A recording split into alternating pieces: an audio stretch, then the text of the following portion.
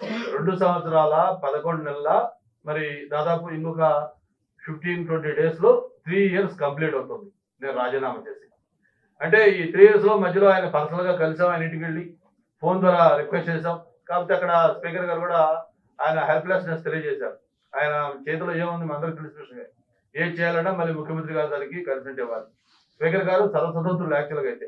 కానీ ఈ సిస్టమ్ లో స్పీకర్ గారి చేతిలో ఏమి లేకుండా అది కూడా ముఖ్యమంత్రి గారు కన్సల్టల పేరుకు నడుచుకునే సిస్టమ్ ఈ రోజు రాష్ట్రంలో నడుస్తుంది. కాబట్టి గుండె జబ్బులు, షుగర్, ఫెర్టిలిటీతో బాధపడుతున్నారా? RNC super speciality hospital, Chintal, Quthbullapur. Speaker garu ముఖ్యమంత్రి గారి ఆదేశాలు లేవని చెప్పని ఆయన రాజీనామాని ఆమోదించలేదు. Okay right, ఆమోదించలేదు. మీకు రకరకాల కారణాలు. ఎందుకంటే ఆ రాజీనామా ఆమోదిస్తే బై ఎలక్షన్లు వస్తాయి. బై ఎలక్షన్లు వస్తే స్టీల్ ప్లాంట్ కోసం రాజీనామా చేసిన దీని మీద ఇక్కడ పోటీ చేస్తే ఆ మ్యాండేట్ ఎలా ఉంటుందో జగన్మోహన్ రెడ్డి గారికి బాగా తెలుసు. ఈ రూలింగ్ పార్టీకి ఒక చెంప తగులుతుంది. కాబట్టి ఆ రిస్క్ తీసుకోవడం ఇష్టలేక రాజీనామాని మీరు ఏదేదో కారణాలు చెప్పి దాన్ని వాయిదా వేశారు. మరి ఈరోజు ఇక 3 నెలలు కూడా ఇంక ఎన్నికలకి టైం లేదు. ఏప్రిల్ 16 ఎన్నికలు ఆల్రెడీ పార్లమెంట్ ఎన్నికలకు సంబంధించి ఆ నోటిఫికేషన్ కూడా ఇండికేట్ చేశారు. స్టేట్ ఎలక్షన్ కూడా మొత్తం అదే డేట్ అంటే దాదాపు ఇంకొక 2 months 20 days లో ఎలక్షన్లకు మొత్తం మన రాష్ట్రంలో జరగబోతా ఉన్నాయి.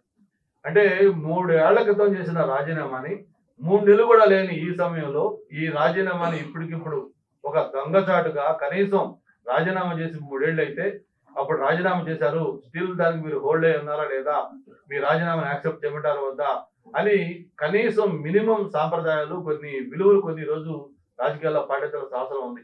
అది కూడా కనీసం చేయకుండా అప్పటికప్పుడు దొంగచాటుగా ఆ రాజీనామాని ఆమోదించారంటే దీంట్లో ఒక రాజకీయ కుట్ర కూడా ఏముందో మనందరూ కూడా అర్థం చేసుకోవచ్చు. లేదా మేమో లేకపోతే మీరో కాదు, ఈరోజు ఒక 1 year చిన్న పిల్లవాడి అడిగినా కూడా ఎందుకు ఈ రాజీనామా 3 ఏళ్ల తర్వాత హడావిడిగా యాక్సెప్ట్ చేశారు అంటే అందరికి తెలిసిన ఒకే ఒక సమాధానం, ఏం లేదు, రానున్న రాజ్యసభ ఎన్నికలు ఉన్నాయి. రేపు ఏప్రిల్ 2వ తారీఖు తోటి ఇప్పుడున్న ఈ 3 రాజ్యసభ సభ్యులు వాళ్ళ టెన్యూర్ అయిపోతుంది కాబట్టి కొత్త నోటిఫికేషన్ వస్తుంది. మళ్ళీ ఒక 3 రాజ్యసభ ఎన్నికలు అవుతా ఉన్నాయి. ఆ రాజ్యసభ ఎన్నికల్లో గెలవాలి అంటే, ఎందుకంటే ఆయనకు మొన్న జరిగిన ఎమ్మెల్యేల ఎమ్మెల్సీ ఎన్నిక ఇంకా మర్చిపోవాల. ఆ రోజు దిమ్మ తిరిగే ప్రశ్న ఆ రోజు మొత్తం ఫలితాలు వచ్చాయి.